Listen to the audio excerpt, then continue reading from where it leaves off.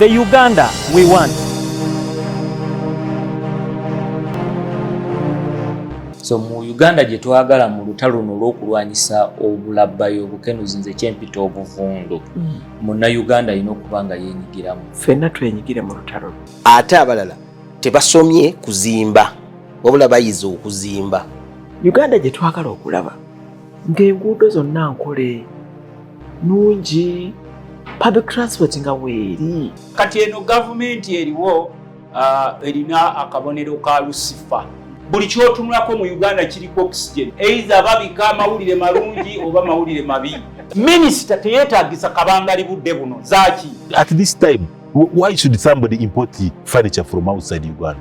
Let us leave NRM to be in charge for another 36 years or more. I really want to see a Uganda that believes in the rule of law. If you have a constitution in place, follow it to the letter. Don't change laws just because you want them to favor you. Kuba njagala omanye nti obugagga bwonna Uganda bwe yeeyagaliramu buyita waffe ku ttaka lyaffe. Naye busoga mugidibaze. How can a referral hospital refer you to a private clinic? The Uganda we want buli muntu ateekwa okumanya nti I am a stakeholder, nkwatibwako si kwesuulirayo gwa naggamba. Uganda oyinza okukakana nga mwe mulina ba graduates aba university nga bangi okusinga Ebungereza. Mwe mufokasinga nnyo ku degree. Eri bo bafokasinga nnyo nti byensomye mbijeemu omulimu n'enkola. We are dreaming of a Uganda where at a young age there is such a relationship between parent and son, parent and daughter, where the daughter can say this is what I want. Uganda gye twagala empya tesobola kubeerawo nga tewali mateeka. Amateeka agakola. The Uganda we want.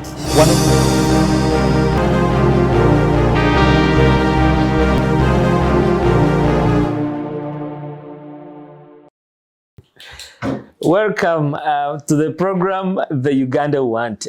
My name is Mulanzi Robert. Nsanyuse okubalaba mu program eno kitundu kyakubiri nga tuli wamu ne Ambassador Kishemeire'S Patricia ono nga nzaalwa Zeryantonde District mu ssaza lya Ssaabasajja Kabaka ery'e Kabula. Bannakabula mwenna tubatumidde era ndowooza mujja kunnoonya bakulembere mbatwale ewa Ambassador abawe ku mipiira gye munaakozesa mu masaza agajja kubanga amasaza nago gatuuse. Nange kati nfuusewo e Kabula n'olwekyo mulina okunnoonya. Anyway, she's from Kabura County. One of the counties of Buganda Kingdom, and she's with us again today to share with us the kind of Uganda that she envisions. Just to let you know that you can follow this program on YouTube, The Uganda We Want. Just look out or search for The Uganda We Want YouTube channel, and as well Dream TV Uganda. You'll be able to follow us. And also, if you have a smartphone, please, you can download the Victory Uganda app. And from there, you'll be able to listen into Impact FM and as well watch Dream TV. All right. In our last episode, Ambassador talked about the BRICS Municipal Forum, where she is representing Uganda. And in this episode, of course, I'm eagerly waiting to hear from her. How can we, if we join the BRICS, now the BRICS major, if I may call it that way, if we can join those 10 countries, okay, how can we benefit as a country? Yes, in the first episode, she labored so much to explain to us that, okay, right now, we've been trading with Brazil, with Russia, and we are still playing our economic game with them. But it's like if things needs to be made official. And in the case, Ambassador, of course, you'll greet our viewers and our listeners. And right there, you will also let us know if Uganda joins the other 10 countries that are under BRICS now, how are we going to benefit? Does that really give us the Uganda that we want? Thank you, our listeners and those watching Dream TV. for being with us from the first episode and now. So BRICS accounts for over 40% of those countries trading with the low-income countries, African countries to be specific. And for Uganda particularly, our trade intensity has gone to over 120 USD from just 5.3. So we are trading with BRICS countries, and for sure it is promising. However, our exports as Uganda, the things we are selling to these people in those countries, need to get sophisticated a bit. But what are we exporting? First of all, raw hides and skins, seeds, fruits, cotton, cocoa, coffee. Now, basically for cotton, cocoa, coffee, we have very big competitors. That is number one. But also, if you look at our exports, these can be affected by one, price fluctuation, which is also a big issue, but also by climate change. But what are those countries importing? What are we importing from these countries? Machinery, electronic, pharmaceutical, and many other things, but sophisticated things. Now, that is the imbalance I am talking about. Yeah, you talked about it. Of course, I remembered one of the meetings our Minister for Health talked about in a meeting. She was like, we need to empower our Ugandans as well to put up manufacturing pharmacies here, and when we be able to manufacture some of the pharmaceutical stuff that is needed, because everything, she was like, we are importing it. Exactly. So joining BRICS is an opportunity for foreign direct investment, is an opportunity for us to transport our export basket, is an opportunity for us to industrialize. So instead of importing footwear from China, for example, why don't you just bring the technology that makes the footwear or the pharmaceuticals or whatever? What I'm saying is that instead of bringing finished goods from these countries for our populace to consume, why don't we bring the technology? Because all these countries in BRICS are technology savvy. Like this is their biggest strength. Why don't we just have a partnership with these countries? Because they are very much willing. And this is what BRICS is bringing on the table, that they want economies of countries in BRICS to be independent. So are you saying that right now it is us, the low-income countries, who don't want to be independent? It's not that we don't want to be independent. We actually want. The urge is there. Because when everyone stands up, this is what they say. But when we look at our domestic policy, for example, or our foreign policies, there are no such policies that encourage for us to grow our industrialization sector. Who is making these policies, Ambassador, if I may ask? Because we are digesting the issue so that we will be able to go over it. Because I've heard you now in the first episode, you talked about the goodness, the other side. And now you're like, okay, for us to enjoy that goodness, the other side, we must come back home. And you're so emphatic on that. I'm like, okay, now how can we deal with this problem really if our domestic policies are not good? Who is making those policies, and what do we need to do? Because we are looking at the Uganda that we want. What can we do to correct our domestic policies so that we can match up with our foreign policy? There is a Swahili proverb. I will not say it in Swahili, but let me just translate it. Yeah. It just says that a beautiful doll does not, you cannot based on a beautiful door to judge that there is a good house or a good home behind the beautiful door. I'll take an example of our backbone, agriculture.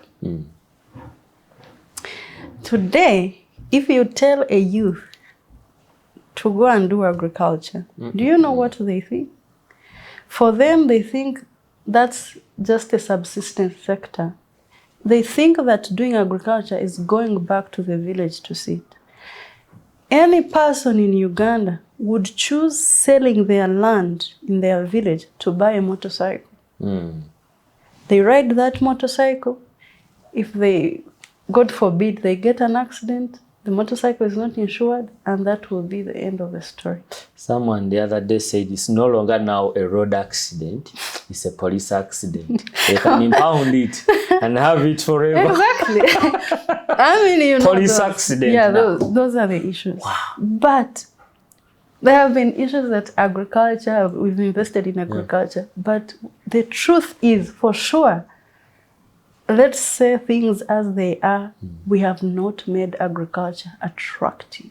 We have a mindset issue now. Any person who, if I wake up today and I say, I'm now going to invest in agriculture, in my village in Chinuka sub-county, because maybe that's where I can get land. One, that place has no electricity. Right now. Right now. It has no electricity. That place does not have a good road network. Now, I think you're saying the things I have to start with. So even if, okay, if there was electricity, if my home was near, let's say, Lyantonde, because Lyantonde, the town, has electricity. Yeah. So if I were to pull electricity up to my farm, do you know how much a transformer costs? It's about 20 million, 26. I was asking someone in Uruweru who wanted to do the same, and they were saying that's what it costs. 20 million plus. 20 million. If I have to walk on the road from maybe the nearest growing center to, to my village, but after doing these things, the transformer, immediately the transformer starts working, it belongs to Meme, not to me. Not you, who bought it. If I walk on the road doesn't belong to me. It belongs to the public. Issue of the policy. If I need capital to start, let's say, put up a maize milling machine, if I am credit worthy, I will take a loan from the bank at a whooping 25% interest. When will I ever make a comeback? And even the profits you're going to make, we are going to tax your profits as well. Competition is going to come. One time I went and I was standing at Nakasero Market and I saw the trailers, the trucks that come in with tomatoes from Kenya. Can't we grow tomatoes? But if I grow my tomatoes from Lyantonde, the competition against, the Kenyan tomatoes. So you're like saying even a policy that protects what I grow or what I produce still is not there. When we say we've invested in agriculture, we need to see it. Yeah. And this is not about the president. This is not about, I don't know, minister. This is about legislation. You're taking me to parliament now. Because if, for example, if you've borrowed, now this is why the other thing we were talking about, debt.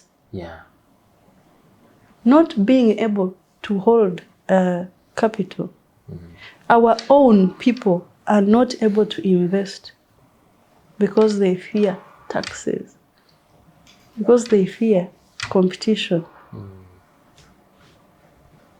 Because if you say you've taken a loan to invest in agriculture, get let's say 60% of that loan, and you've given it to youth in agriculture. Because the thing is, Ugandans are entrepreneurs. We are doing well in that field. Ugandans, even Ugandan youth, these people are entrepreneurs. And they have no problem about who is president, who is in which office. What they do not want is the government getting into their pockets. Anyhow. You're taxing. Yeah.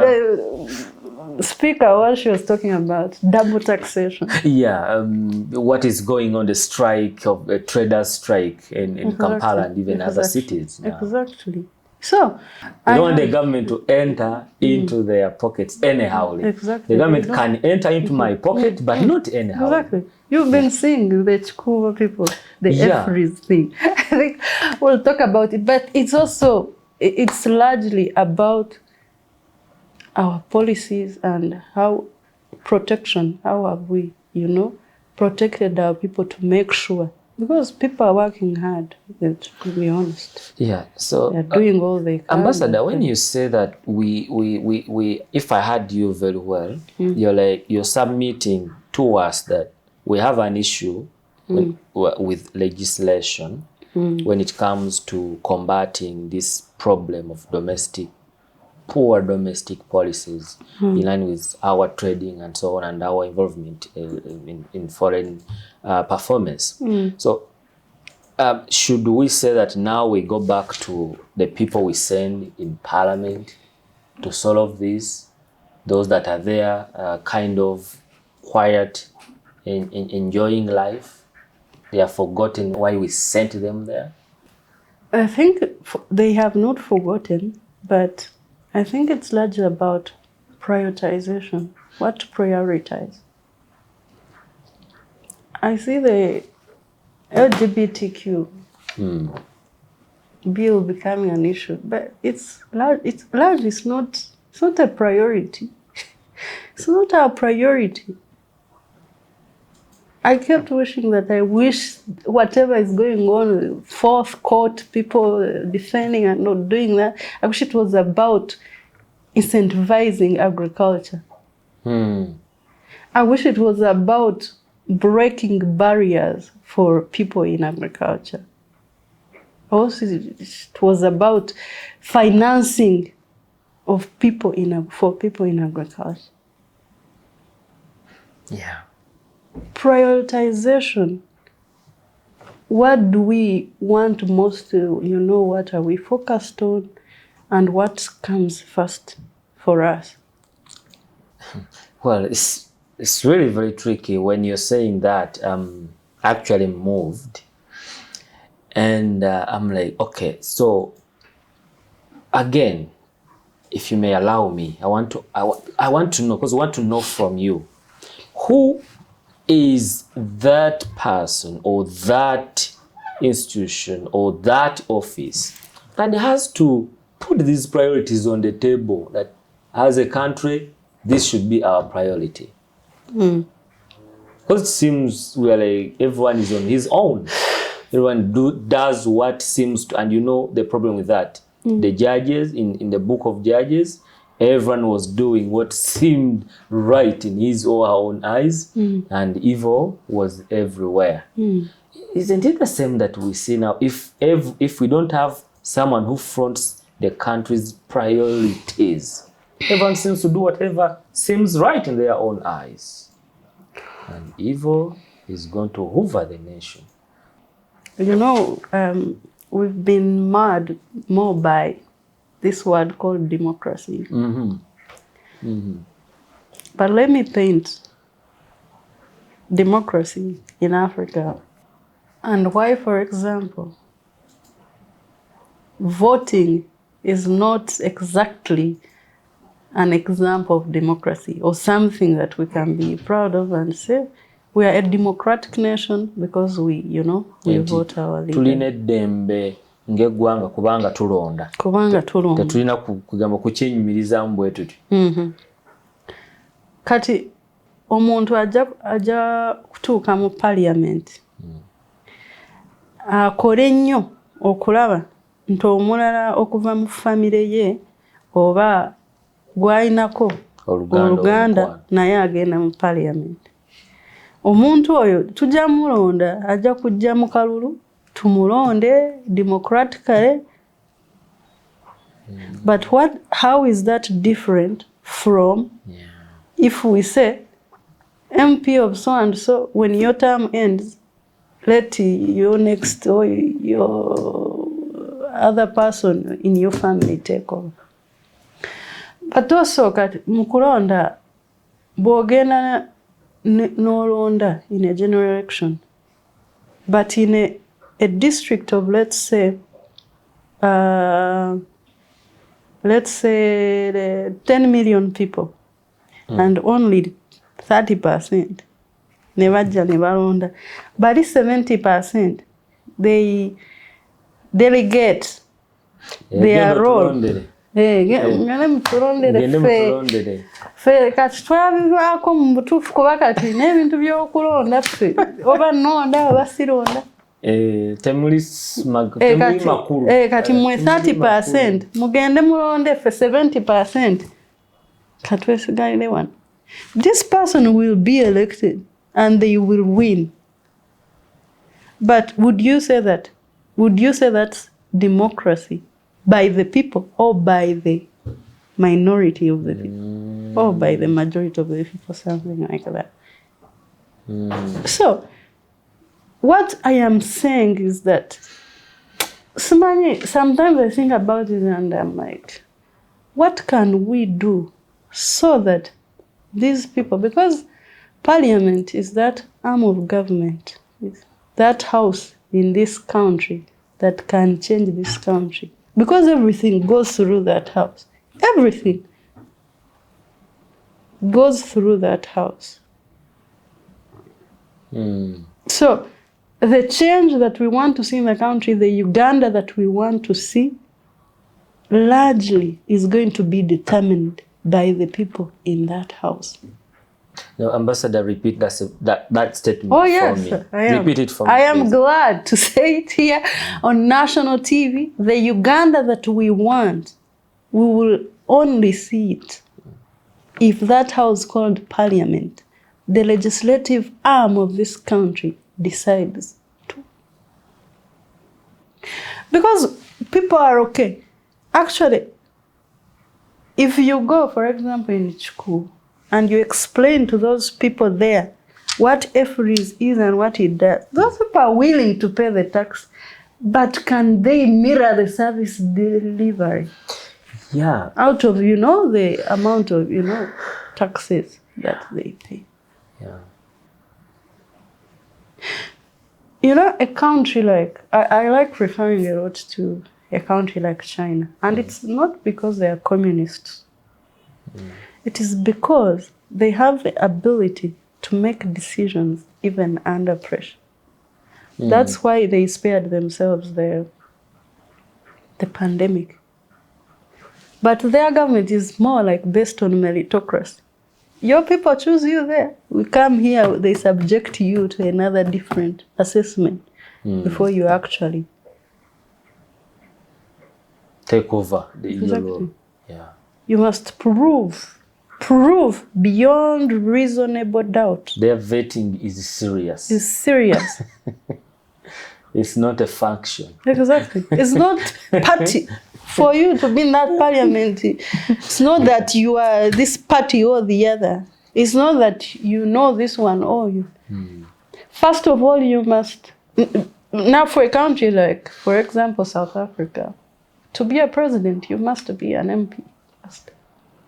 Wow. Okay, we don't want to jump to that. As Uganda, of course, every country has their history. But an MP is very important. The legislative arm of every government is very important.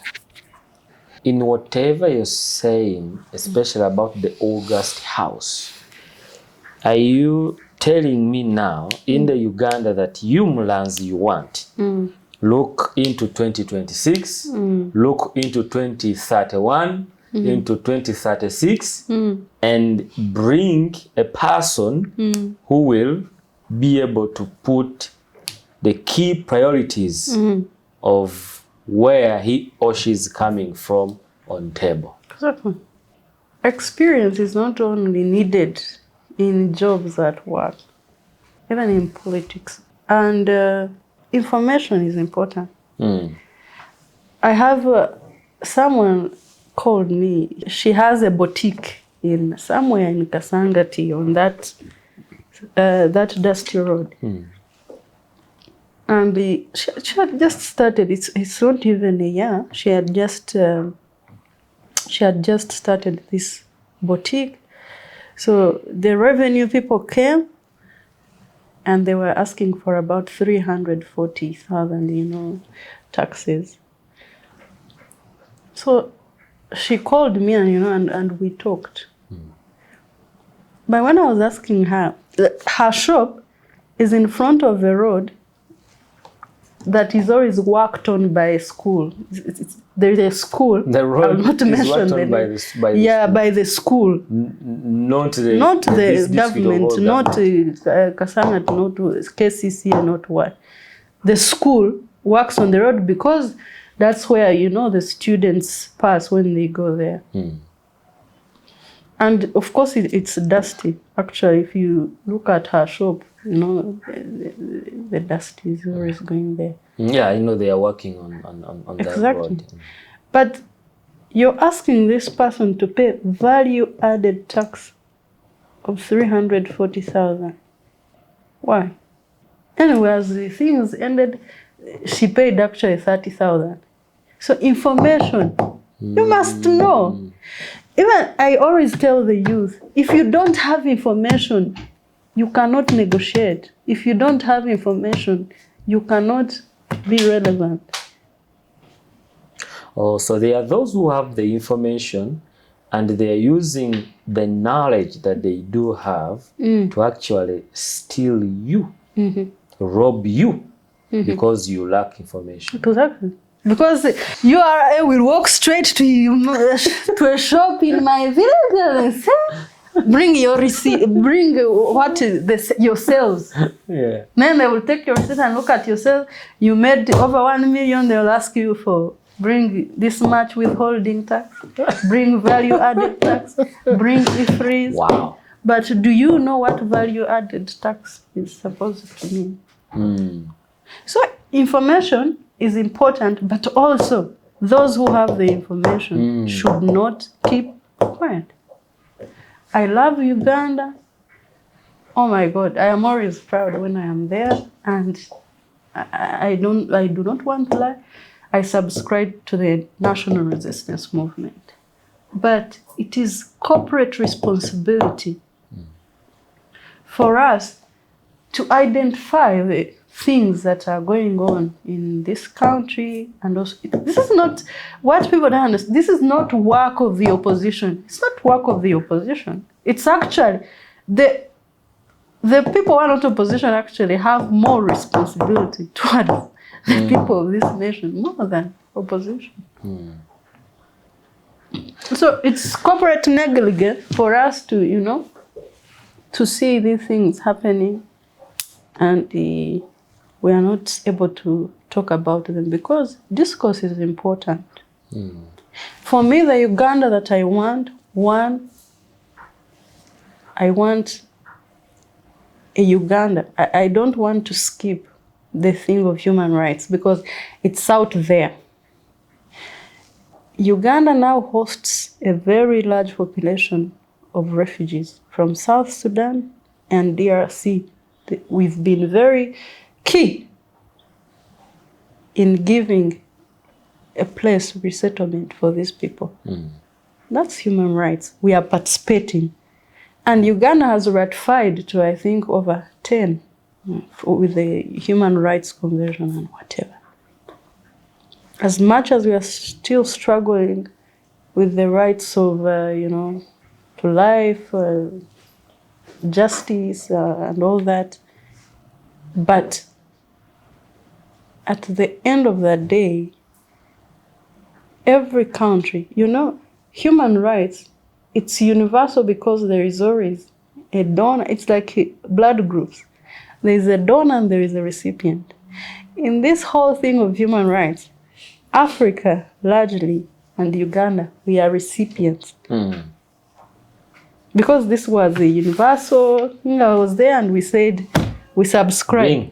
bring. We subscribe, and we are going to work hard, and our courts of law are going to work hard to make sure that we do what? We make sure that we meet these human rights for the dignity of our people. But once you're the recipient, it means that you need time to realize some of these things. It's progressive realization.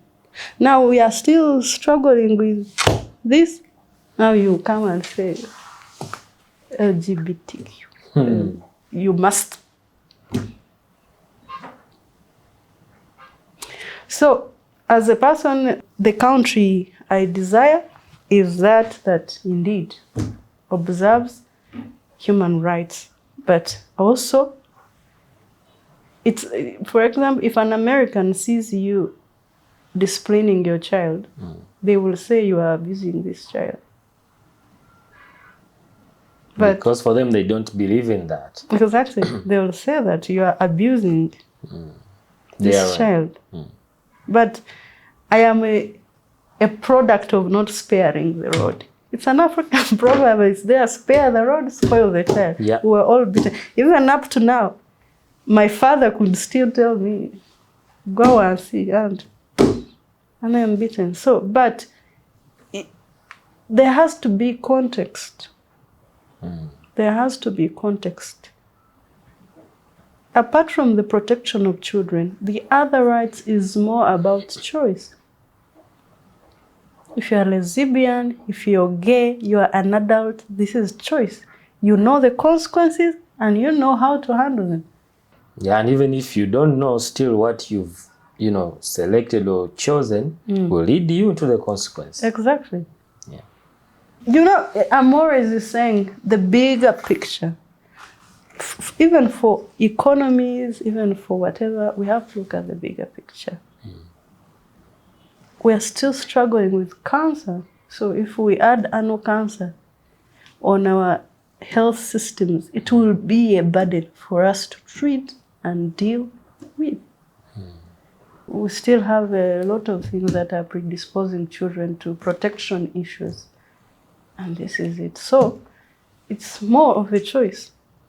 Let people make choices, but it does not mean that it's the country's responsibility, to help them or to support them when they make choices. Then, of course, the second thing, the Uganda that I want to see is a Uganda that is relevant in the international community. All the things I've been talking about. I know we want self-determination, but it's like soccer. We cannot have one player. It's like the way you come here, you're doing the interview, someone is doing the other. You're a team. Global trends are determined by regions, by countries, by blocks. And so if we have to participate, we have to be relevant. International community, and in order to be relevant, we have to make ourselves better. And of course, the third thing that everyone talks about, our biggest population is youth. And even our biggest problem is youth unemployment. I was reading a report, and one of the solutions was that government needs to create 1 million jobs annually for youth. That is not going to happen. In any country, leave alone Uganda, in any country that has a youth population above 60%. But there's a lot we can do to curb youth unemployment. I already told you we need to make financing of youth startup businesses. There are many youth, thousands every month starting businesses. But by 6 months, that's the businesses end are gone. business. They evaporate. They vanish. If we may use the word, they just vanish away. They fade away. And I've told you the reason. You've saved your 3 million out of campus. You have taxes to pay. You have to pay for this. You have to pay for this. You have. When will you ever recoup? And also, just make agriculture attractive people to do. Yeah. Ambassador, on the youth, you talk, well, there is youth unemployment, but there's also youth moral decadence. How can we really, however much, yes, we want these youth to get employed, but the morals of our youths, really, what can we do to tackle that issue, even though we want them to get employed and be in better positions and so on, come in position of leadership? But when you look at our population that is youth, their morals really are not as good as we should be. Of course. You have a testimony personally, so how come that you stood out or you stand out presently, and when we talk about immorality, I don't think someone is going to mention you. So what happened to you that is not happening to our youths today, to majority of our youths today? Of course, I know there are youth that have made bad choices before. Maybe those doing drugs or involved in everything. But every time we talk about youth moral decadence, I want at that moment, when I rebuke youth for that, to be able to defend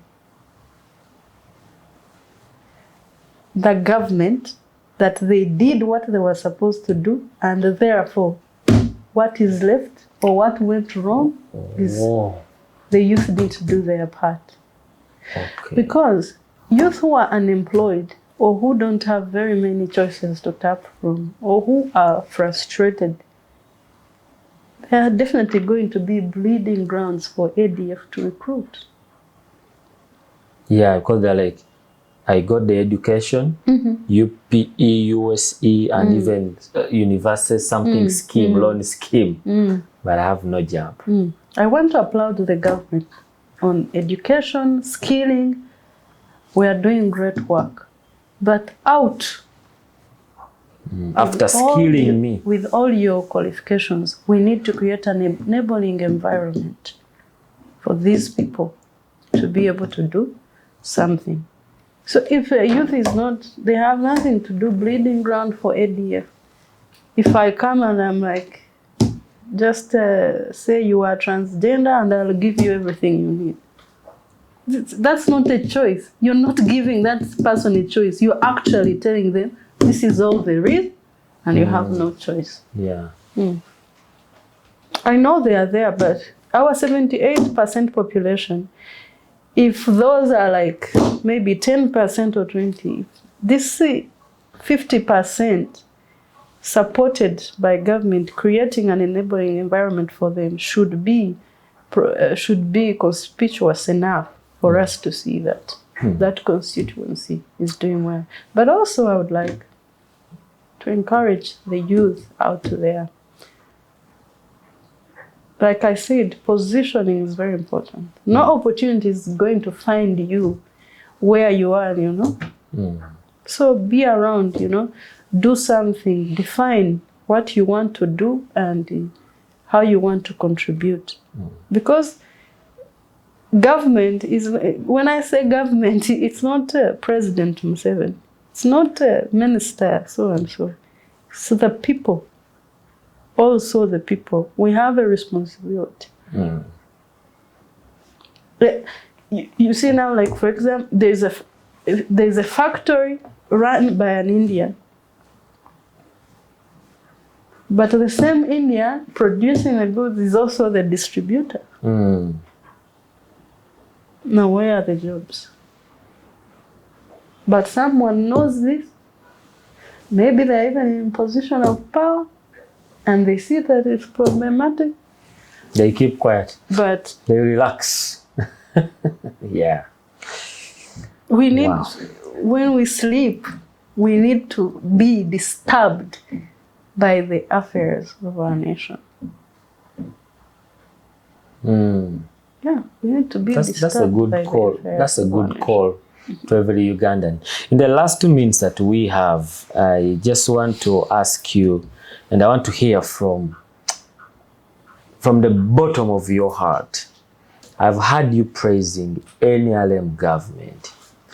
Is there anything that you see in the NRM government that in the way they are administering the affairs of our country that they need to change? Of course. Of course, now the NRM is the custodian. Definitely. The things I was talking about, there is no one more responsible than NRM.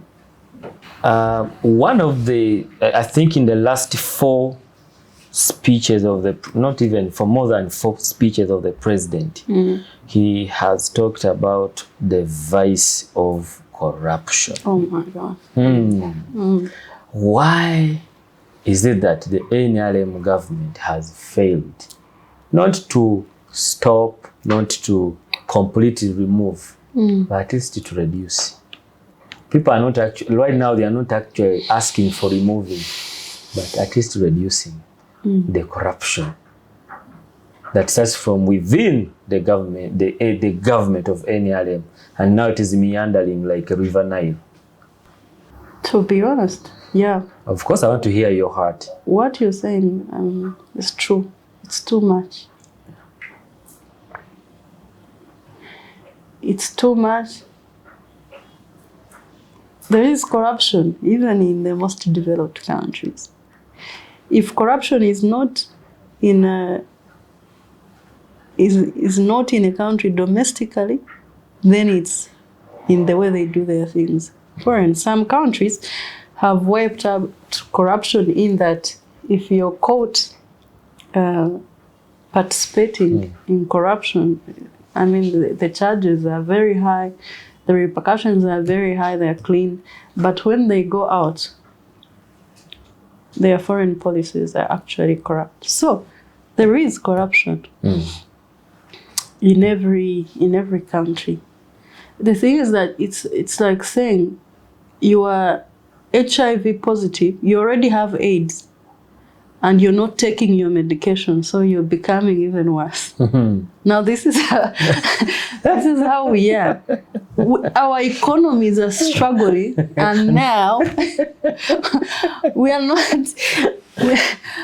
using, you know, the little. So in other words, we have become, we are not human at all. Tetukyali bantu akobuntu, akobuntu, twakejjako tuli byaffe. There are times when I feel that I wish this country was more of a communist than a mixed. Yeah. Because in a communist setting, people know the pain. Yeah. The pain of putting services. For example, some people, you know, just when you say government has given us UPE, USE, I don't even need to worry. Let me just produce children, send them to school. Then they steal money. They don't mind. The corruption grows. Eats away the whole system, and someone is not concerned. After all, government this, government the other. That thing of people not being responsible. Because if someone could wake up in the morning and they know, for my child to go to school, I have to pay. For them to go to the hospital, I have to pay. Maybe that way they could know. If the community comes together and they build their hospitals, I don't want to. Sometimes, you know, I feel like that. But we need a communist setting. Where people work for their services. Well, but this is just what I am saying. But I think the president, our beloved His Excellency John Nero Yoweri Kaguta Museveni, I'm very proud of that president. He needs to toughen up a bit on corruption. Akambuwalemuko. Kubanga abagiriya kati bagiriya tuwulire bubi. Tulwadde corruption iringa cancer tumaze kumagumba y'eggwanga corruption. Ambassador, nzikiriza nkuviire. Just allow me to, because those who are corrupt to an extent that they want us to feel bad because they are corrupt. And it's not the people in power that are corrupt. Yeah.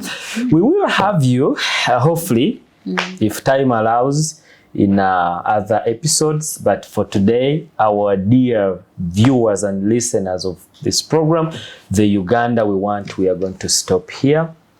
We've been hearing the perspective on the Uganda we want from Ambassador Kishemeire'S Patricia, and she's our ambassador representing Uganda to the BRICS Municipal Forum.